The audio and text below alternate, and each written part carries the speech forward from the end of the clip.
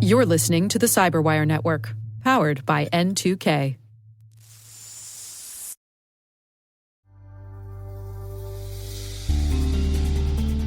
N2K has teamed up with AWS to bring you AWS in Orbit, a groundbreaking new series that explores the impact of space technology, cloud computing, and generative AI. Hi, I'm Maria Varmazes, and in this series, I speak with industry leaders to give you a nuanced understanding of how these technologies are revolutionizing sectors like sustainability, critical infrastructure, and cybersecurity. So if you're drawn to big ideas and are curious how space and cloud technologies are impacting life here on Earth, this series is for you. Follow the T- Space Daily podcast to catch every episode of AWS in Orbit and visit space.n2k.com/AWS to stay ahead of the curve.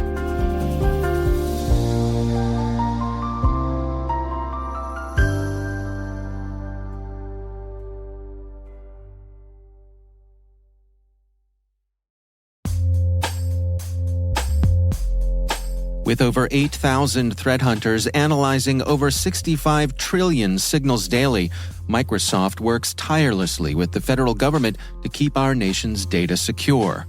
This 30-plus year partnership is driving mission innovation that is secure by design. Whether optimizing your existing defenses or tackling advanced threats with AI, Microsoft gives you the intelligence and the automation you need to defend at mission scale. Let's work together to stay ahead of emerging threats and secure your mission anywhere. Learn more at aka.ms/fedcyber. That's aka.ms/fedcyber.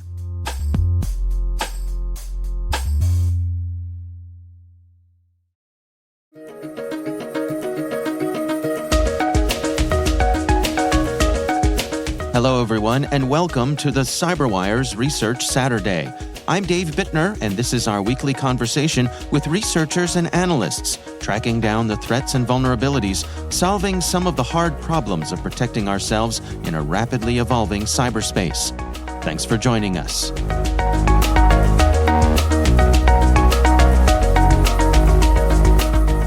I recently had downloaded a honeypot that was written in Golang, and it was immediately getting hits after, I'd say, 15 or 20 minutes of being up. But I noticed an automated scan came in, and it tried to download some malware to my system. That's Larry Cashdollar, Principal Security Intelligence Response Engineer at Akamai. The research we're discussing today is titled KmsdBot, the Attack and Mine Malware.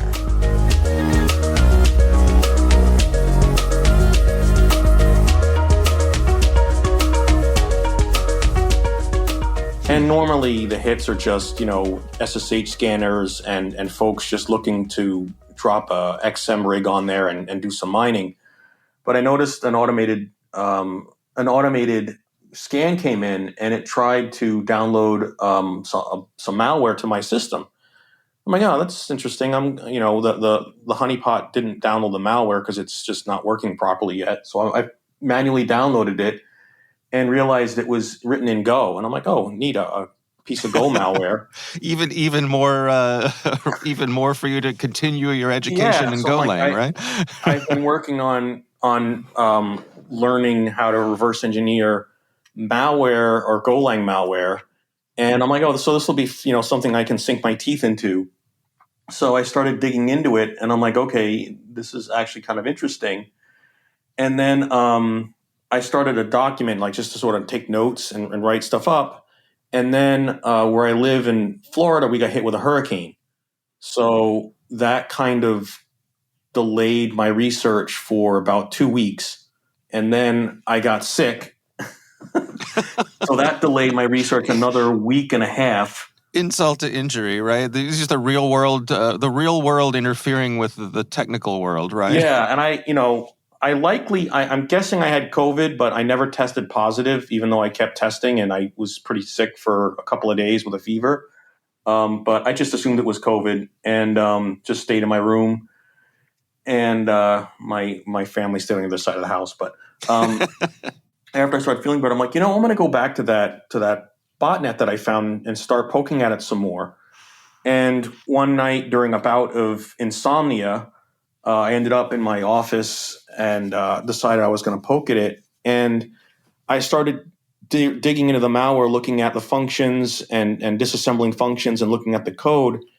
And I realized, I'm like, this thing looks like it has a pretty simple command and control structure where it sends a simple OX2, or it starts off with a null byte. It sends to the command and control server. The command and control server sends back a hexadecimal 1, and then the response is hexadecimal 2. And I'm like, okay, I'm going to sit and write a Golang program to emulate this malware to see if I can talk to the C2. And then this is 3:30 in the morning, and so then I managed to get this little piece of software to talk to this command and control server, and it's sending a heartbeat with the OX01, OX02 back and forth every second or so. I'm getting a response. I'm like, okay, neat. I'm talking to the C2, and then I see an attack command come in, and I'm like, wait. I'm like, attack commands are just in clear text. So I'm like, well, this is even neater.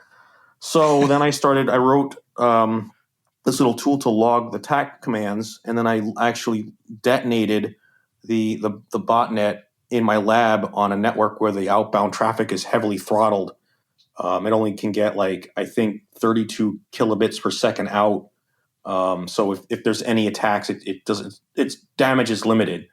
Right. So I had it running there and was watching it for a couple of days, and then I saw that they actually had revised the malware and had another version of it that had more functions in it, and it actually had a new command and control server.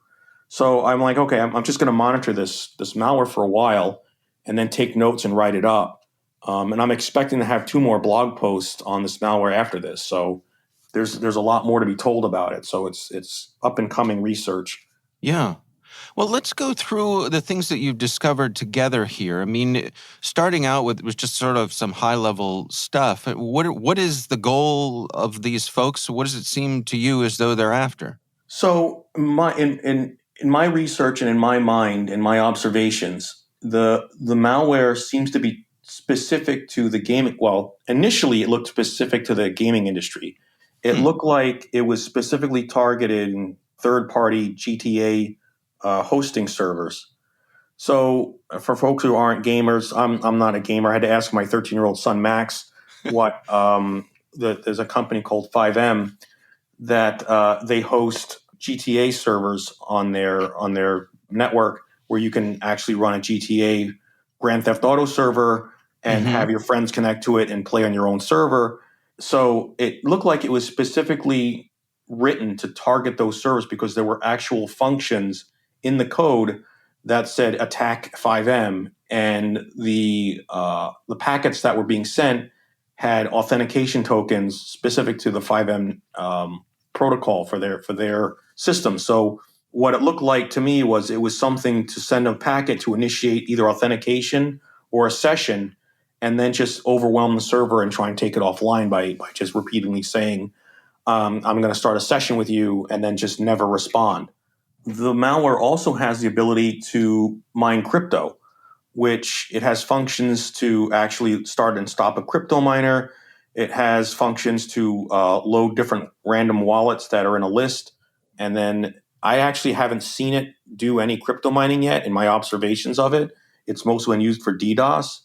But I figured that the people who wrote this initially, I think, wanted something that they could use to take down certain gaming servers and then mine crypto when in the interim.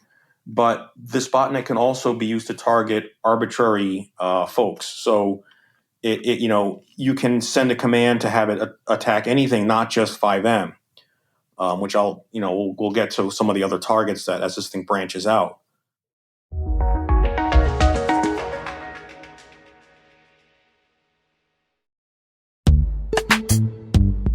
The This episode is supported by Code Comments, an original podcast from Red Hat. Be honest, do you comment your code? You know, when you're working on a project and you leave behind a small note in the code, a code comment, to help others learn what isn't clear in the code. Sometimes we leave comments for other people. Sometimes we leave comments for ourselves, a type of breadcrumbs. There's a lot of work required to bring a project from purchase to production, and the documentation doesn't always cover changing team dynamics. So the Code Comments podcast, which is hosted by Jamie Parker, he's a Red Hatter and an experienced engineer. In every episode, Jamie recounts the stories of experienced technologists from all across the industry who share what they've learned from implementing new technology. So if you're interested in real stories from real people going through real change, check out the Code Comments podcast. You can search for Code Comments in your podcast player. We'll also include a link in the show notes. My thanks to Code Comments for their support.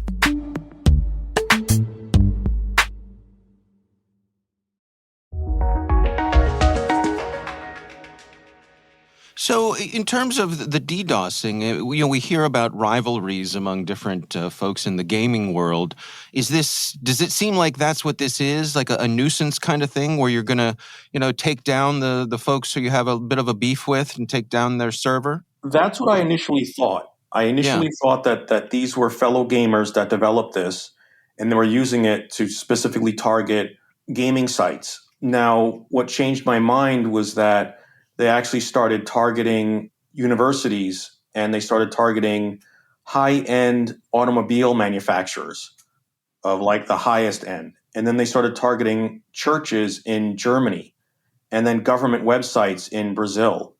So then I realized that it wasn't just a bunch of, gaming kids that were targeting gaming sites. This might be an actual botnet that either someone is renting out for a fee. You can target a specific site for X amount of time, for X amount of money, or it was being lent out to other folks who could, say, hey, I want to target this site for 60 seconds with a UDP attack. So it's something else was going on there because of the erraticness of the targets. So we're still monitoring the targets. It's actually been relatively quiet right now, but I'm sure it'll spin back up. And in terms of the sophistication that you think we're dealing with here, I mean, you mentioned that this is written in Golang, which is, my sense, is becoming more and more popular. Can you speak to why that is? Why are folks choosing that particular development language? I think Golang offers a lot of functionality, and it's relatively robust language that I think malware authors are leaning towards because it's got a lot of built-in functions that you might have to implement yourself in other programming languages. And I think because of the way the Golang binaries are built, they're statically compiled. So you get a 10, 15 megabyte compiled binary versus a 40, 50 kilobyte compiled binary that's in C. I think the malware authors are realizing that it's harder to reverse engineer Golang because it's more of a ball of spaghetti, really, is what the Golang binaries are. And the way Golang binaries organize their strings, the strings aren't just kept in the binary in certain areas. It's like one ball, and that ball is indexed and carved up to get the string that you want out of that section of the binary, and then used in the program. So it's more tedious for reverse engineers, I think, to edit or to not edit, but to reverse engineer a Golang binary. So I think that's why the authors are leaning towards it. So in terms of defending yourself against this, what are your recommendations? I recommend that if folks have systems that are internet facing, they should either disable password authentication and only allow SSH key authentication, or they should ensure that their passwords are secure. Because this thing has a list of passwords that it can download and update from itself or from the command and control server. They have a list of passwords that can be dynamically updated, and they try those passwords over SSH at unsuspecting systems on the network, on the internet. And if you don't allow password authentication, there's no way they can get in through that method. Now, whether they make any adjustments onto how they infect systems is yet to be seen, but that's their primary infection vectors is weak SSH login credentials. And to what degree are they attempting to be stealthy here? Are they making a lot of noise, or they're trying to sneak around in the shadows? At this time, it seems like they're not being very stealthy. The command and control IP address is it's in the top list for malicious IP addresses that we've noticed this last 2 weeks. And it seems like the malware itself doesn't try to keep persistence. It doesn't try to add itself to cron. It doesn't try to do anything like that.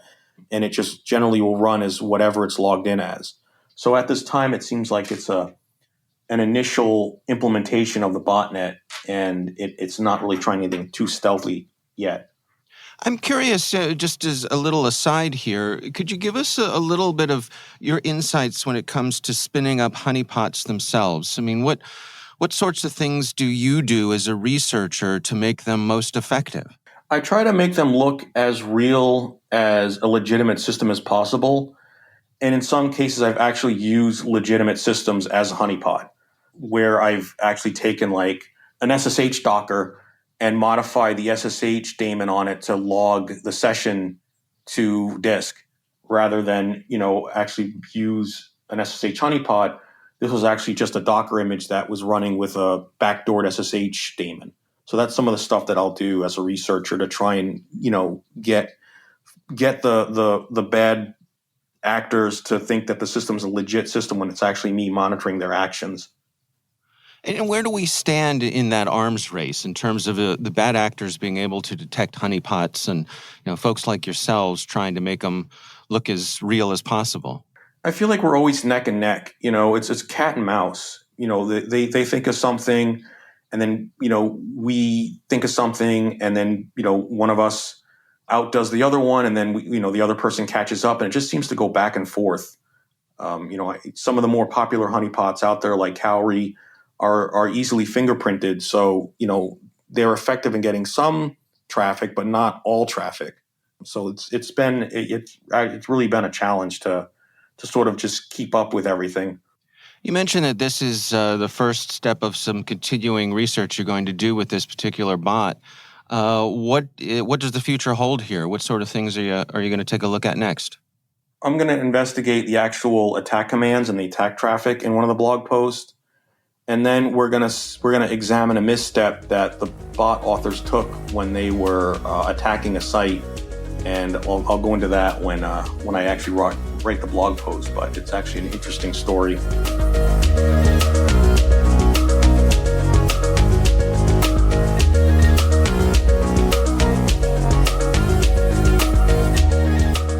Our thanks to Larry Cashdollar from Akamai for joining us. The research is titled KmsdBot, the Attack and Mine Malware. We'll have a link in the show notes.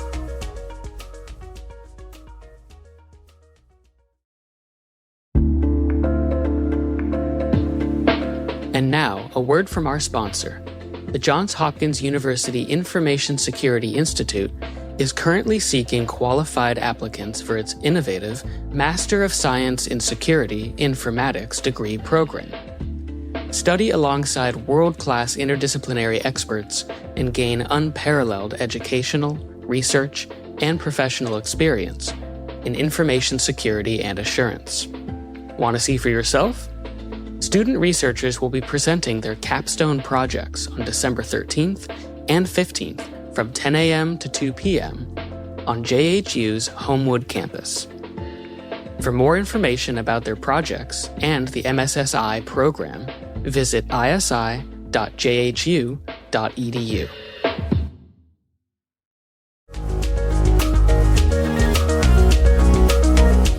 The CyberWire podcast is proudly produced in Maryland out of the startup studios of Data Tribe, where they're co-building the next generation of cybersecurity teams and technologies. Our amazing CyberWire team is Elliot Peltzman, Trey Hester, Brandon Karpf, Eliana White, Peru Prakash, Liz Irvin, Rachel Gelfand, Tim Nodar, Joe Kerrigan, Carol Terrio, Maria Vermatzis, Ben Yellen, Nick Valecki, Gina Johnson, Bennett Moe, Catherine Murphy, Janine Daly, Chris Russell, John Petrick, Jennifer Iben, Rick Howard, Peter Kilpie, Simone Petrella, and I'm Dave Bittner. Thanks for listening. We'll see you back here next week.